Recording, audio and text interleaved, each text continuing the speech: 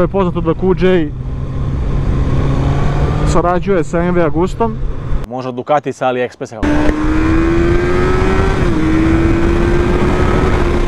QJ Motor, još jedna kineska kompanija koja je u veoma velikoj ekspanziji i rastu. QJ Motor je ušao u saradnju sa MV Agustom, QJ Motor je ušao u Moto2, u VSBK, a SRK 800 RR je jedan motocikl prema kojem je rađen njihov beše GRS 800 RR.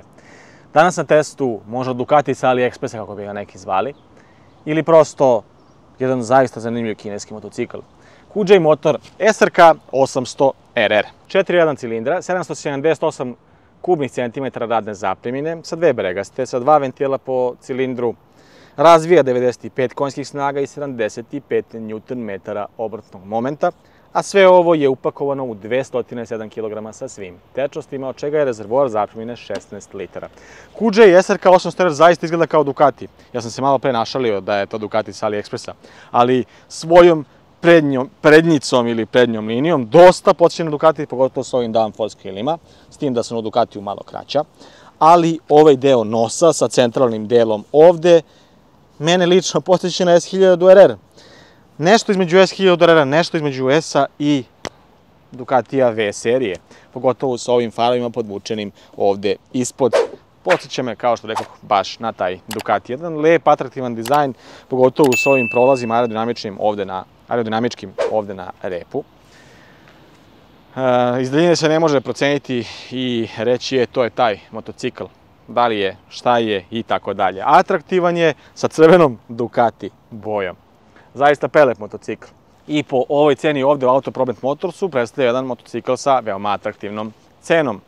QJ SRK 800 RR u konkurenciji sa CBR-om 650R, u konkurenciji sa 675 SR-om, Zontesom 703 R-om, Apeliom RS 660, Yamahom R7, GSX 8 R-om, ali po tim karakteristikama 4 cilindra direkt sa Hondom. Ono što možemo reći o ovom motociklu je da zaista, pored svog atraktivnog izgleda, ima i malo, onako, može se reći, finu opremu. Ajmo da krenemo sa tom opremom. Brembo kočene čeljusti, radijalne Brembo kočene čeljusti, koje zaustavljaju diskove prečnika 320 mm. Sve ovo je potkrepljeno ABS-om i traction controlom. Traction control može da se gasi. Marzocchijeve podesive viljuške, takođe Marzocchijev podesiv amortizer iza. Što se tiče zadnjeg amortizera, imamo izdvojeno podešavanje predopterećenja iza, što je praktično, jednostavno i jako dobro. Sportski izduk koji mene lično podsjeća na izduv S1000 RR-a. Može se reći da me podsjeća i na Krapovića, ili je Krapović, kako god ko kaže, samo što ovde naravno imamo QJ Motor znak. Jednoklipna Brembova kočena čeljust, zaustavlja iza disk prečnika 260 mm, naravno takođe sa ABS-om. 17 točku i 180-55 dimenzija zadnjeg pneumatika, u pitanju su Pirelli Angel GT gume, napred 120-70-17. Što se tiče quick shiftera i toga, to nemamo. 6-stepeni menjač, vodeno hlađen agregat. Ono što je bitno navesti je da je, kao što rekao, zapremljena 16 litara, vidjet ćemo kakva je potrošnja danas. I visina sedišta je 81 cm, te je dosta pogodna za onako varijacije vozača sa jako udobnim sedištem za suvozača. Sad ćete vidjeti kako meni sa mojih 185-6 stoji ovaj motocikl. Poprilično sam onako upakovan ovde, noge su savijene u kolanima, potpuno opražena stopala, a vidite kakva je pozicija i sedenja. Malo me više vuče na neku sport touring poziciju sedišta, odnosno sedenja, obzirom na to da su heble dole ispod, pa su povišene gore i dosta su nekako pod nekim klasičnim sport touring uglom.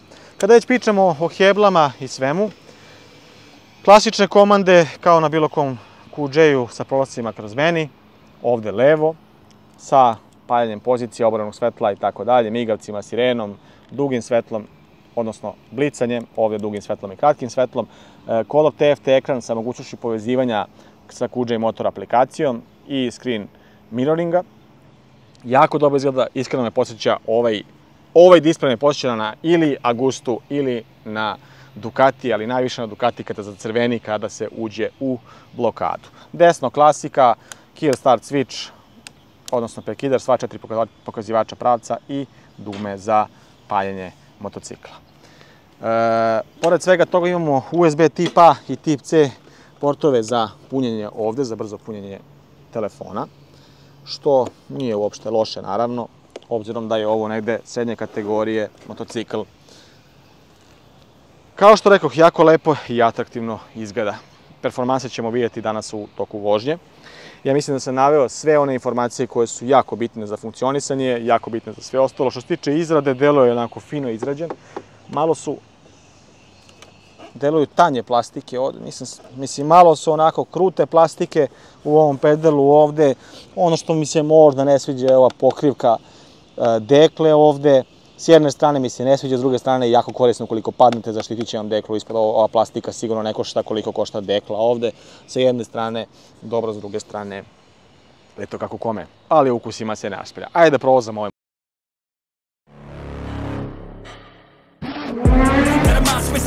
You better watch out if your enemy's a road ahead of full prophecy.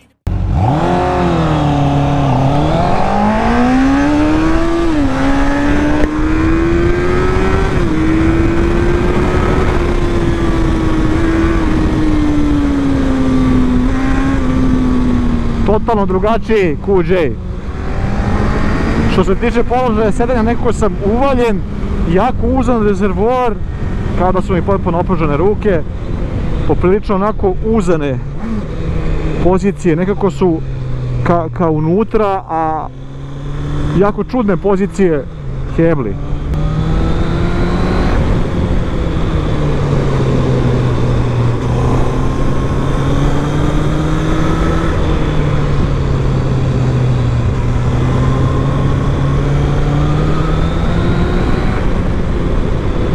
Ono što mi se ne sviđa je položaj polugice kvačila.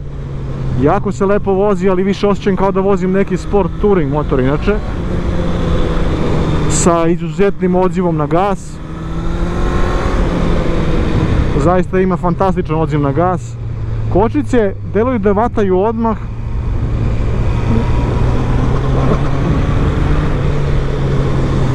Izuzetno tvrđe vešanje kada se prelazi preko prepreka.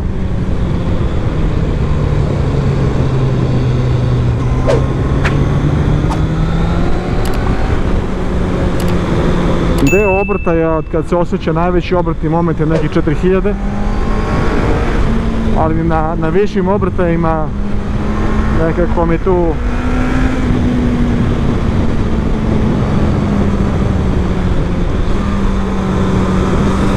nekako mi tu zafali. Dosta je osjetljiv gas i jako je čudna pozicija, ne sviđa mi se pozicija vozača.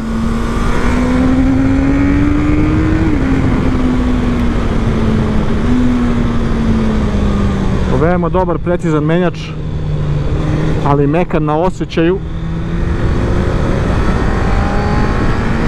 Vibracije na sedištu na iznad 6000 obrtaja.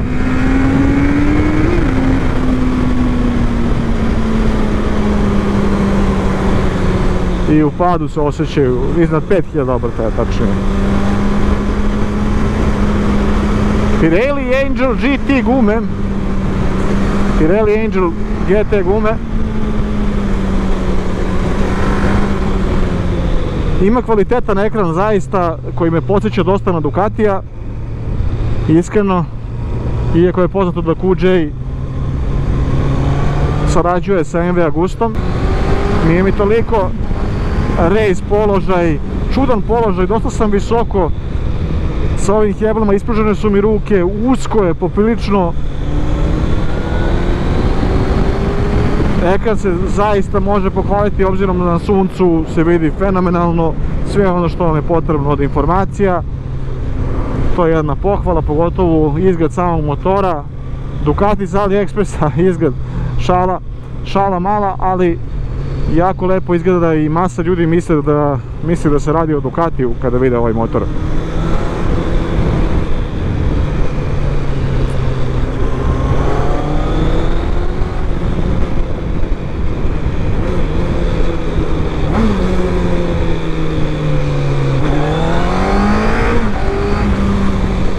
Zaista se lepo osjeća obrtni moment.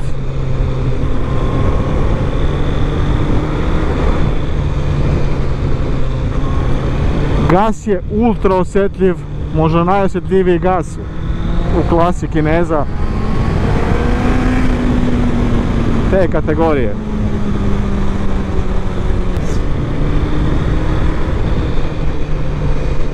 Vidjet ćemo kako se vešanje nosi sa ovim, na primjer, povrat i sve ostalo prilikom prelaska rupa.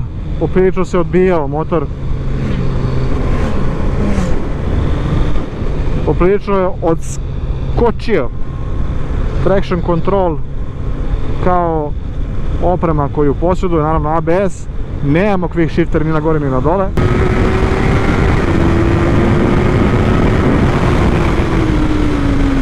Ima izuzetno dobre kočnice.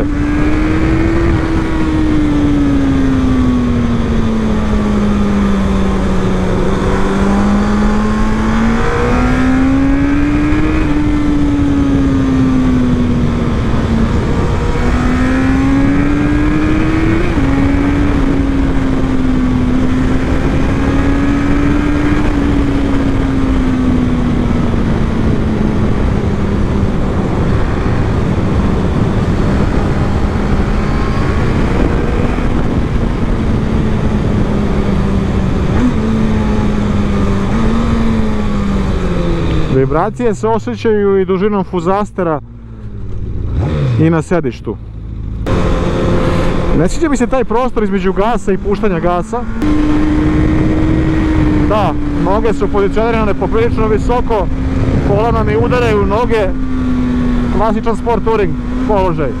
Ali veoma udoban motor također, sa udobnim sedištem za suvozača.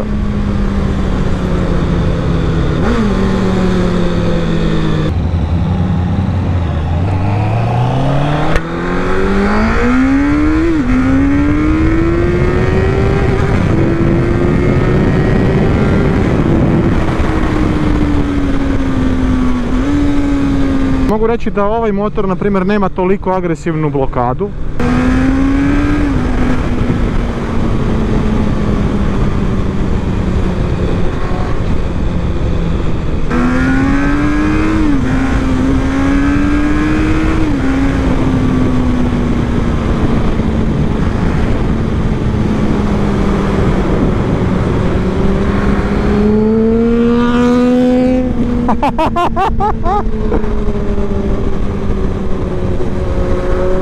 Opa, opa!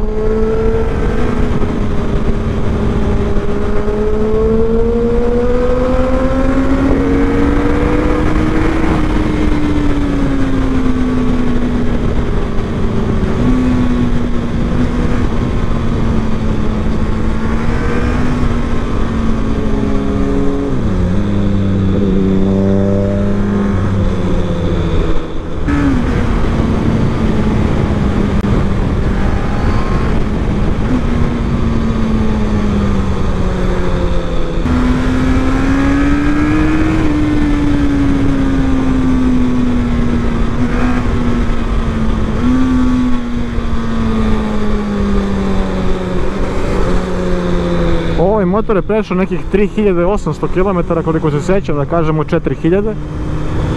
Da li ima nekih zvukova neželjenih i tako dalje, nešto se čuje malo da cijuče, nisam siguran šta je.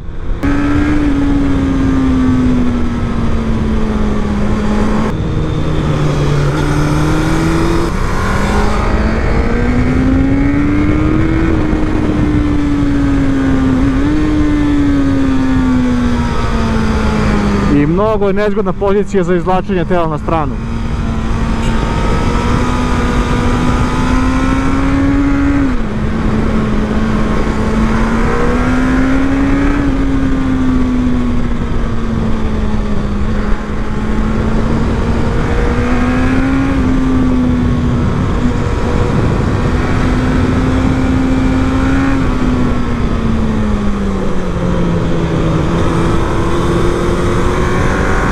Stabilnost u krivinama, solidna, ok. Naravno da može se podesi, ja pričam o fabričkom setupu.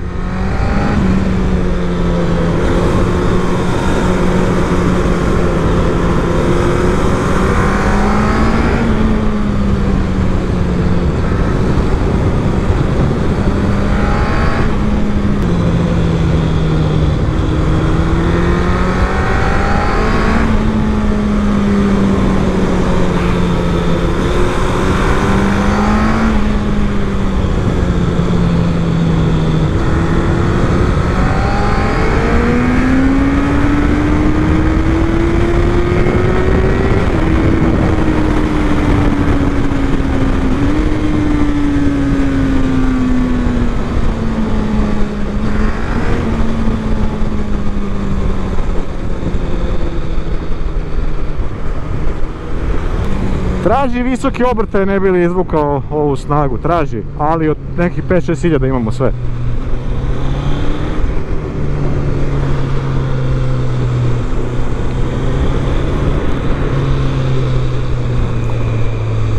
Došlo je da se izocenjuje sve, da damo neke finalne utiske i finalno mišljenje. Iskreno, koliko god da je ovo imalo RR u sebi, meni dosta vuče na to da je to neki kao sport touring motocikl. Zašto sport touring? Zbog položaja koji nije potpuno klasični R položaj.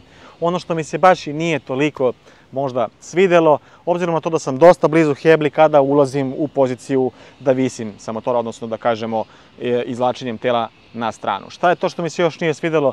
Pa iskreno meni veličina ovog ključa ovde koji je poprilično veliki i kada se rasklopi zaista deluje mnogo veliko, ali to su sve naravno sitnice. Sve ostalo što se tiče ekrana mnogo mi se sviđa. Ekran deluje zaista kvalitetno i zaista vam daje tu sportsku notu, daje vam osjećaj da vozite neki Ducati obzirom na kvalitet displeja i na to kada počne da crveni i kada ulazite u blokadu, zaista fenomenalno, fantastično mogu reći. Motor traži visoke obrtaje kad već pričamo o tom delu, da biste ispunili sve ono izvlačenje te maksimalne njegove snage. Znači traži da se vozi na višim obrtajima, vrti se na 12.000, od 9.000 počinje crveno, da biste izvlačili snagu to mora bude 5-6-7.000, odnosno da kažemo preko 6.000 obrtaja, da ostavite taj maksimalni obratni moment, maksimalnu snagu ovog motora.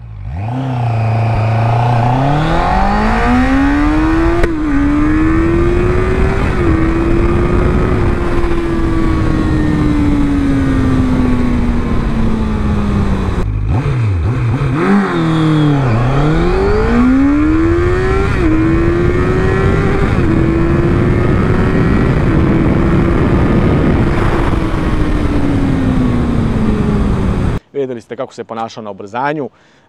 Mogu reći da sam prezadovoljan, naravno ono što me malo iritira je osetljivost ovog gasa ovde. S jedne strane dobro, s druge strane loše, ume da napravi taj neki trzaj, pogotovo što, eto, ovde sada smanjen je ovaj luft gasa i opet imam taj trzaj između kvačila i gasa, što mi se možda, eto, ne mogu reći toliko sviđa. Prenos vibracija, prenosile su se na 3 dela, na heble, sedište i fuzastere. Ono što mogu da kažem da se najviše osjeća na heblama, pa onda fuzasterima i deo centralni kroz sedište. To mi se baš i nije mnogo svidelo.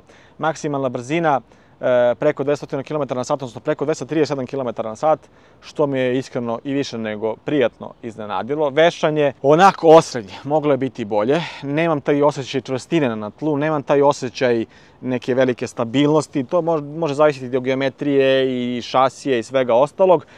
Ne mogu da kažem da je loše, ali ne mogu da kažem da je nešto sad ultra najbolje.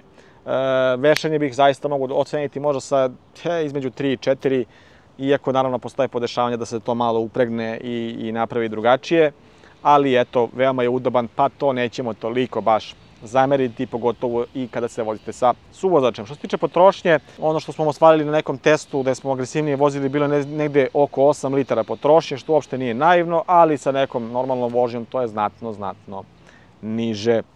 Ne mogu reći da je najgori, daleko od toga da je najgori, ne mogu reći ni da je najbolji.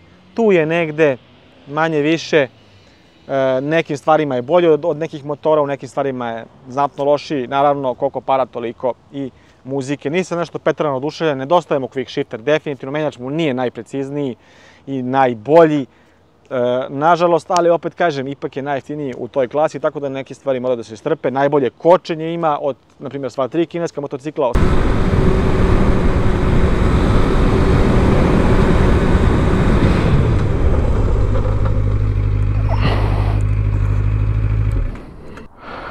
$18.70. 18 metara, videli ste trak zaustavljanja koji je više nego fantastičan, tako da kočenje je zaista, može se reći, odlično na nivou kineskih motocikala broj 1, na nivou ostalih motocikala tu je negde. Ipak je tu Aprilia R660 možda najbolja u toj klasi, ali naravno košta za 50% više od ovog motocikla.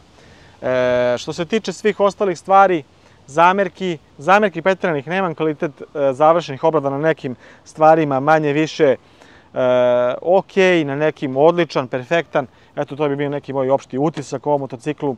Sve u svemu, jedan solidan motor koji zaista liči na Ducati. Ako hoćete da imate atraktivan motocikl, da, ne morate da budete previše onako napadnog položaja, previše napregnutog položaja ka napeda, da možete se provozati, imate neke sportske performanse, to će vam ovaj QJ Motor SRK 800RR omogućiti.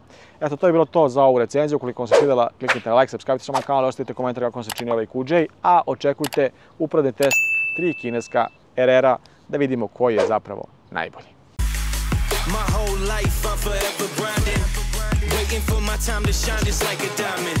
When life is rough and I ain't with that funny stuff, I use it all as motivation, but it's hard to have the patience. Watching time fly by might be the hardest thing I have to do in life. Frustrated that I ain't where I want to be.